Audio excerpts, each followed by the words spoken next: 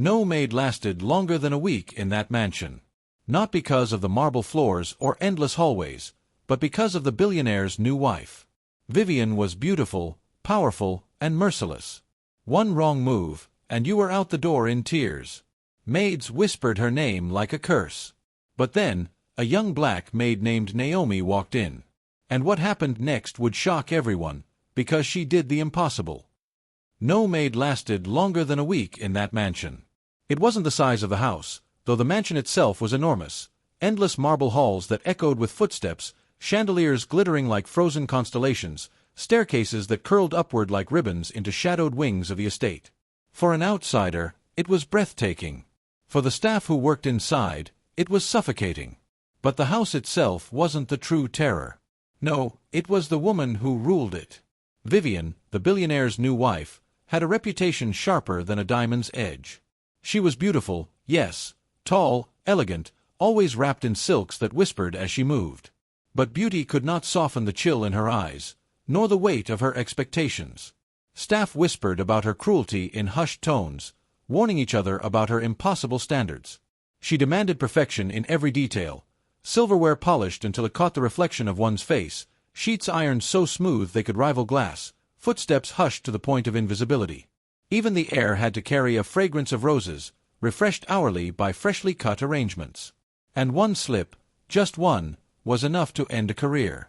A cup not aligned. A crease in the curtains. A delay of seconds in answering her call. The punishment was swift. Fired. Instantly. Some maids left in tears, their sobs echoing through the gates as they clutched their last pay. Others left in fury, muttering curses under their breath. But they all left, and none returned.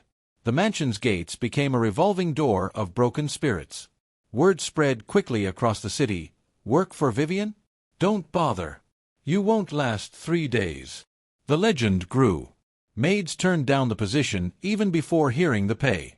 Agencies struggled to fill the vacancy, each new face disappearing almost as quickly as she arrived. For some, the job was like stepping into quicksand, an inevitable sinking. But then came Naomi. Naomi was different. A quiet young woman in her mid-20s, she had no flashy resume, no formal training in elite households. What she had was determination, and a calmness that unsettled even the most chaotic storms. She carried herself with a quiet grace, as though she'd already survived things far heavier than sharp words or cold stares. On her first day, the staff exchanged knowing glances. "Poor girl," they whispered. "She'll be gone by Friday." When Vivian saw her, she didn't bother with pleasantries. She circled Naomi like a hawk, her eyes sharp and calculating. "You know the rules?" she asked. Naomi nodded calmly. "I understand what you expect. I'll do my best." Vivian smirked, the corner of her lips curling as if she had already predicted Naomi's downfall. "They all say that." The day began like a test designed for failure. Vivian followed Naomi room to room, her heels clicking against marble like a metronome of judgment. As Naomi polished the grand piano, Vivian hovered, inspecting the shine. When Naomi cleaned the vast glass windows, Vivian examined her reflection in them, searching for imperfections. "You missed a spot," she snapped. "The glasses aren't aligned. The flowers are leaning." Each comment was a lash. Most maids would crumble by midday. Some would break into tears, some would slam the duster down and walk away. But Naomi didn't. She listened. She corrected. She adjusted. She never rolled her eyes, never snapped back, never showed anger. Her hands remained steady, her movements deliberate, as though Vivian's words were nothing more than raindrops tapping against a roof. By the end of the day, the mansion shone. The piano gleamed, the windows sparkled, the halls carried no dust. For once, Vivian found herself without words to criticize. And yet, the staff still whispered, "She won't last the week." No one ever does. But there was something they couldn't see. Naomi was not merely working for money or survival. She had an unusual gift, patience. It was more than endurance, it was almost an art form. She did not take Vivian's cruelty as personal attacks. Instead, she treated them as symptoms of something deeper. As she scrubbed, polished, and arranged, Naomi watched Vivian carefully. She noticed the way the woman lingered by the tall windows at night, staring at the gardens without really seeing them. She noticed the way Vivian's hands tightened around her wineglass during dinner, how her voice softened ever so slightly when she thought no one was listening. Naomi began to realize something that no one else had bothered to see. Vivian wasn't just cruel. She was lonely. Wealth surrounded her, but warmth had abandoned her.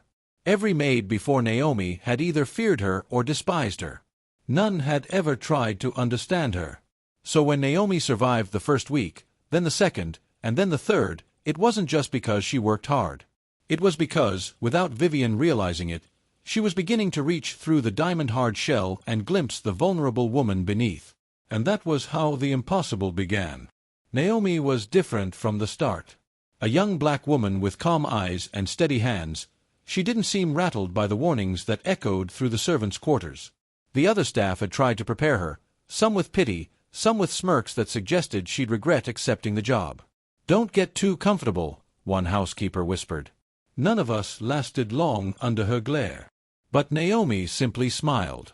"I'll be fine," she said softly, though not in arrogance. Her voice carried a quiet certainty, as if she'd faced storms fiercer than anything within four walls. When Vivian, the billionaire's new wife, entered the room to inspect her, the air seemed to freeze. She was a vision of elegance, tall and polished, her diamond earrings catching the morning sun like tiny flames. Her eyes, however, were cold and calculating, scanning Naomi from head to toe like a jeweler assessing a stone for flaws. "You understand what I expect?" Vivian asked, her voice sharp, each word clipped as though time itself owed her obedience. Naomi nodded calmly. "I understand. I'll do my best." Vivian smirked, a cruel twist tugging at her lips. "They all say that." And with that, the test began. The first day was brutal. Vivian seemed determined to break Naomi before lunch. She followed her from room to room, her heels clicking against marble floors like a judge's gavel. At the grand piano, Vivian stood over Naomi's shoulder as she polished its black surface. The slightest streak was met with a sharp word. "You missed a spot." When Naomi moved on to the floor-to-ceiling windows, Vivian leaned close, checking her reflection in the glass. "Still smudged," she snapped. "Do it again." By the time Naomi reached the dining hall, Vivian was already there, running her fingers across the glasses set neatly on the table. "The glasses aren't aligned," she hissed. Then, in the drawing room, Naomi arranged a bouquet of lilies and roses. Vivian tilted her head, narrowed her eyes, and said, "The flowers are leaning." Most maids, faced with that constant stream of criticism, cracked. Some cried openly, wiping their tears on their aprons before fleeing. Others snapped, slamming down their rags or brooms and spitting words they'd later regret. But Naomi was different. She didn't roll her eyes. She didn't mutter under her breath. She didn't tremble with fear. She simply listened. She corrected. She kept working. Her hands moved steadily, her posture straight, her breathing calm. Each command was met with action, not attitude. To her, Vivian's words weren't arrows. They were raindrops, falling but never sinking her spirit. The staff, watching from the shadows of corridors, exchanged shocked glances. One whispered, "She's still standing." Another muttered, "She won't last long." None of us do. But as the hours passed, Naomi did not falter. By the time the evening sun slanted through the tall windows, the mansion gleamed. The grand piano shone like black glass, the windows reflected the gardens with flawless clarity, the glasses on the dining table stood in perfect rows, and the flowers sat upright, glowing with life. Vivian walked slowly through each room, her heels softer now, her silence heavier than her words had been. She searched for mistakes, for imperfections, for a reason to unleash her sharp tongue. But for once, she found none. When she finally turned to Naomi, there was no smirk on her lips, no sarcasm in her voice. She said nothing at all. For Vivian, silence was rare. But that evening, it was the only acknowledgment Naomi received, and it was worth more than applause. Still, the staff were not convinced. Gathered in the kitchen after hours, they whispered over steaming cups of tea. "She won't last the week," one said, shaking his head. "No one ever does," another agreed. "Vivian always finds a way to break them." Naomi, polishing the last silver spoon at the counter, heard the words but didn't flinch. She knew the warnings, she had seen the fear in their eyes, and yet she felt no dread. She wasn't in that mansion to run away. She wasn't there to crumble under sharp words. She had taken the job for a reason she kept close to her heart, a reason stronger than fear. As the lights dimmed in the mansion that night, Vivian stared from her bedroom balcony, suspicious but curious. And Naomi, alone in her small quarters, whispered to herself with steady conviction, "I'll last. No matter what they say, I'll last." And with that, her first day came to a close.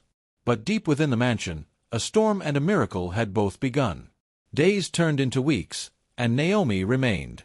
Her secret wasn't just hard work, it was patience. Most maids had come armed with determination, but determination alone was not enough to withstand Vivian's relentless scolding.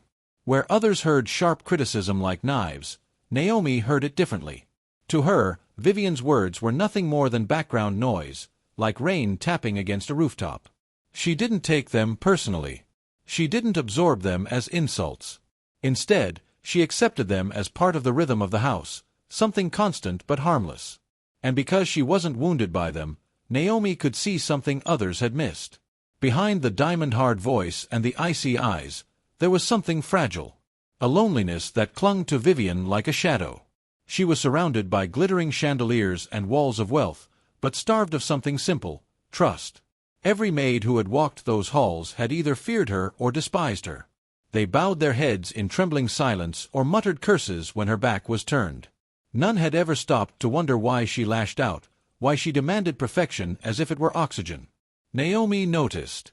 She studied the way Vivian lingered by the tall windows at dusk, staring into the gardens without truly seeing them. She noticed how Vivian often dined alone despite being married to a man who could host any company he pleased. And she noticed the way her voice softened, almost imperceptibly, when she gave an order late at night, when the echo of her own footsteps was her only companion. Naomi didn't pity her. She simply understood her. And that quiet understanding became the thread that held her steady. One evening, the thread began to weave into something more. It was past 9, the house silent except for the muffled ticking of a grandfather clock in the hall. Naomi had just finished her nightly tasks when Vivian's sharp voice cut through the silence. "Tea." "No." The order was abrupt, carrying the same authority it always did. Naomi didn't hesitate. She prepared the tray with careful precision, porcelain cup, silver spoon, a small plate of shortbread biscuits Vivian sometimes liked though she never admitted it. She carried it into the sitting room where Vivian waited, seated like a queen in her velvet chair, her posture perfect, her eyes fixed on nothing in particular. Naomi placed the tray gently on the low table and poured the tea, steam curling into the dim light. Normally, this was where the maid would bow slightly and leave, retreating into the background.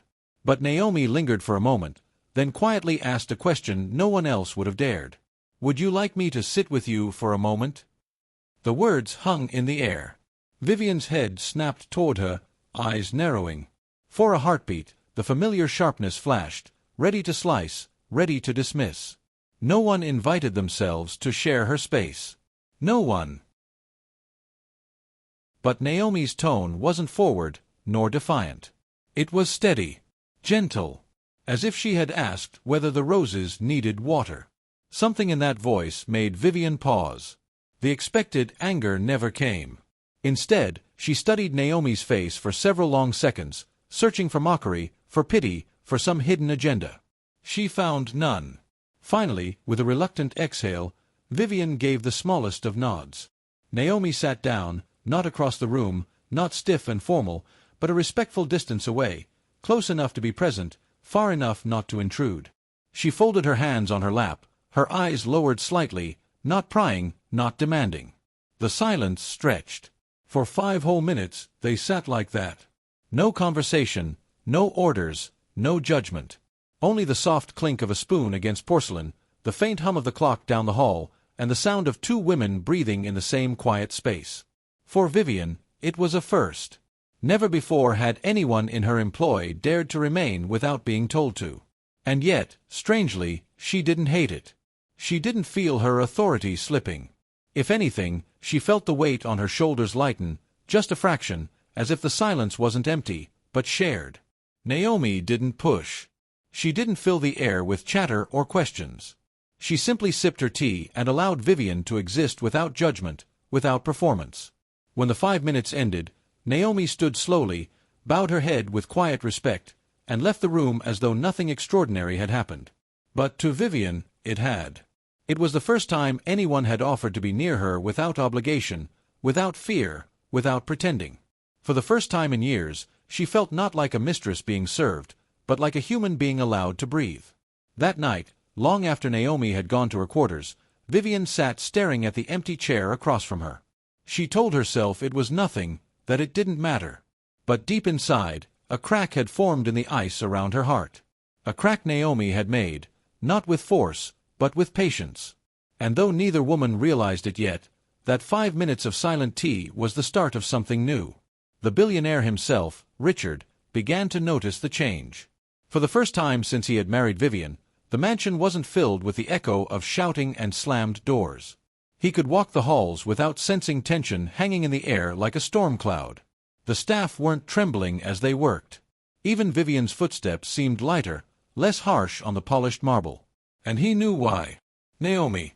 Somehow, this young maid with calm eyes had managed to do the impossible. She hadn't silenced Vivian's demands, but she had softened the edge of them. Where once every sentence had carried a sting, there were now moments, small, fleeting moments, of warmth. Vivian, though still exacting, began addressing Naomi by her name instead of the cold, detached maid. When Naomi arranged the flowers in a slightly different style, Vivian didn't snap. She tilted her head, studied the bouquet, and shockingly said, "That will do." One afternoon, Naomi served a light soup for lunch. Vivian took a single sip, then placed her spoon down. The staff braced themselves for the familiar storm. Instead, Vivian said quietly, "This is good." The words rippled through the household like thunder. "She complimented someone," a maid whispered, her eyes wide. "Vivian complimented," the cook muttered, almost dropping his ladle. The staff were stunned. They had seen years of icy commands and merciless critiques. To hear Vivian speak, even a shred of kindness was like watching stone turn to water. But not everyone welcomed the change. The butler, Mr. Graves, had served in the mansion the longest. He had grown comfortable in his position as Vivian's most trusted servant, the one she relied on, the one she listened to. But now, Naomi's presence was shifting that balance. Vivian called on Naomi more often, spoke to her with a tone she had never used with him. Jealousy festered. One evening, while walking Vivian to her room, Graves leaned close and whispered poison into her ear. "Madam," he said carefully, "you must be cautious. Naomi, she is clever. Too clever. I fear she only pretends to care. She's waiting for a mistake, a chance to use it against you. I've seen such people before. They act humble until they show their true colors." Vivian stopped in her tracks. For a moment, her old suspicion flickered back to life. She hated betrayal more than anything. And though Naomi had been nothing but steady, the seed of doubt had been planted. The next morning, Vivian began to test her. She spilled a glass of red wine on the cream-colored carpet, then called Naomi in with her sharpest tone. "Clean this. If the stain remains, you're finished." Naomi nodded without protest. She knelt down, her movements calm and methodical, blotting, scrubbing, rinsing. Within minutes, the carpet was flawless again, not a trace of red left behind. Vivian narrowed her eyes. Later that day, she shifted the silver spoons on the dining table slightly out of place, then called Naomi to set the table. When Naomi entered, Vivian stood silently in the corner, watching. Naomi adjusted each spoon, fork, and plate until everything aligned perfectly, without hesitation. She did not falter, she did not complain. Another day, Vivian brushed dust from her fingers onto the polished banister, then summoned Naomi. "The staff clearly missed a spot," she said coldly. Naomi picked up a cloth and cleaned it until the wood gleamed. Then she looked up, her voice soft but steady. "You deserve perfection. I'll try again." It wasn't submission. It wasn't fear.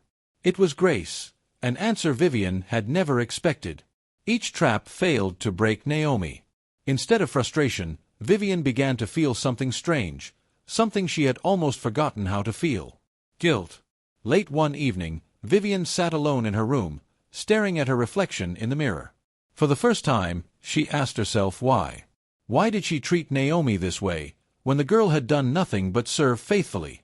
Why did she keep pushing, keep testing, keep waiting for her to fail? It wasn't Naomi she distrusted. It was herself. Years of betrayal, shallow friendships, and false smiles had hardened her. She had built walls so high that no one could climb them.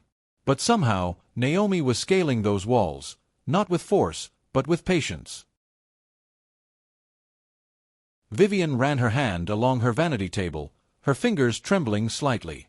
She whispered words she never imagined saying about a servant. Why does she care? Why hasn't she left me? For the first time, Vivian wasn't certain of her own strength. Naomi hadn't just survived her tests, she was quietly undoing them, brick by brick.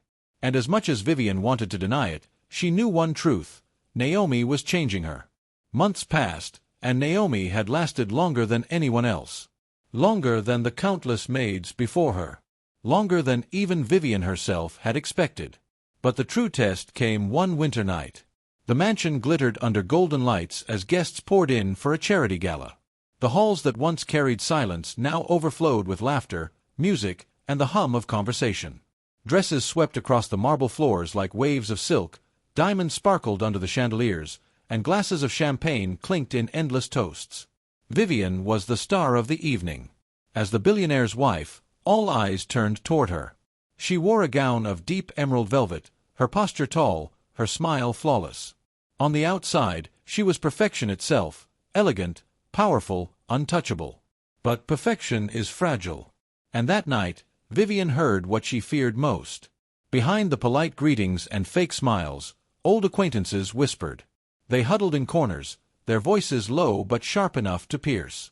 She only married Richard for the money, one sneered. Of course, another agreed. She was nobody before him. I wonder how long before he sees through her. The words weren't said to her face, but she heard them. Every syllable struck her like a knife. The blood rushed to her cheeks, her chest tightened, and the glittering room suddenly felt suffocating. Vivian excused herself quickly, her smile cracking as she hurried down the hall. She pushed open the door to her private room, shutting out the noise of the party. The silence inside was heavy, broken only by the sound of her trembling breath. She sank onto the edge of a chair, her hands shaking as she reached for a glass of water. For all her strength, for all her pride, Vivian felt exposed. Mocked. Humiliated. And worst of all, alone. She expected Naomi to stay away, to keep her distance as any servant would. To act invisible, as all the others before her had. But moments later, the door opened quietly. Naomi stepped inside, carrying a soft shawl over her arm. She didn't ask permission. She didn't wait for orders. She simply walked forward, draped the shawl gently over Vivian's shoulders, and knelt slightly so she could look her in the eye. Her voice was calm, steady, but filled with something Vivian had not heard in years: sincerity. "They don't know you," Naomi said softly. "But I see you. You're strong enough to face them, and kind enough to rise above them." Vivian froze. No one had ever spoken to her like that. Not as a servant trying to flatter her. Not as a rival trying to cut her down. But as a human being speaking to another. She looked at Naomi, searching for judgment, for pity, for some hidden motive. She found none. There was only truth in her eyes. For the first time, Vivian let out a shaky breath, not a sigh of anger, not a gasp of outrage, but something quieter. Relief. Minutes later, Vivian rose from her chair. She adjusted the shawl, smoothed her dress, and stood taller. The words still stung, but Naomi's presence had given her something stronger than armor: dignity. When she returned to the gala, the whispers were still there. The laughter still carried edges of cruelty. But this time, she did not shrink. She walked through the room with her head high, her smile no longer brittle but radiant. She didn't just survive the evening. She shined. Guests turned, noticing the change. Richard, watching from across the room, felt his heart swell. He had always loved her beauty, her elegance, but that night he saw something more. He saw her strength. And at her side, invisible to the crowd but vital to her spirit, was Naomi. From that night on, something shifted forever. Vivian still demanded excellence, but her cruelty softened into fairness. She still carried pride, but it was no longer laced with suspicion. She began to trust, not the staff, not the world, but one person. Naomi. The other servants noticed. Naomi was no longer addressed as Maid. Vivian spoke her name with respect, sometimes even with warmth. She asked her opinion on flowers, on meals, even on the gowns she wore. And in private, she confided small things, fears, memories, moments she had never shared with anyone else. Naomi had become more than a servant. She was the first person Vivian trusted. The only one who saw past the diamonds, the wealth, the mask of perfection, to the woman beneath. And so, the impossible had happened. The maid who was never supposed to last had become the one person Vivian could never let go of. If you enjoyed this story, don't forget to give it a like, share it with your friends, and hit that subscribe button for more heart-touching stories every day. And remember, your support is what keeps these stories alive.